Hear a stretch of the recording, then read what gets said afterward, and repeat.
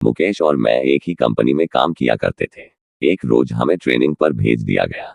हमारी इससे पहले औपचारिक बातें ही हुआ करती थी, पर ट्रेनिंग पर हमें एक दूसरे को जानने का मौका मिला। हमें कमरे में एक साथ ही रुकना था। साथ रहकर हम आपस में काफी घुल मिल गए थे। अक्सर रात को मुझ पर से चादर हट जाती तो मुकेश मुझे चादर उड़ा दिया करता था। मैंने उससे पूछा, क्यों जागते रहते हो रात भर? मेरी तो आदत है करवट बदल बदल कर सोने की, चादर तो टिकती ही नहीं।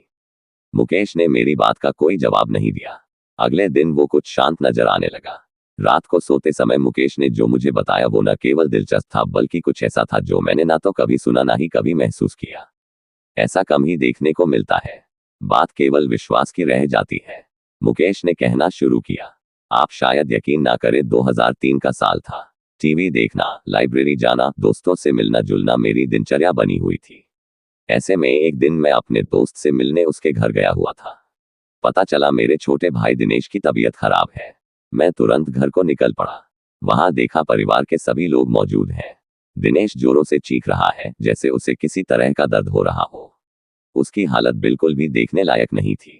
3-4 लोग भी मिलकर उसे संभाल नहीं पा रहे थे।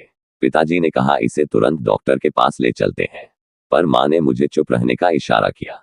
दिनेश चीखता और बेहोश हो जाता। दिनेश की चीखें अब भयानक होने लगी थी। कोई उसका सर दबा रहा था, कोई उसकी छाती मल रहा था। नानी ने कहा, इसे पूजा घर में ले चलो। इतना सुनते ही दिनेश जोरों से चीखा। शायद ये बात उसे पसंद नहीं आई।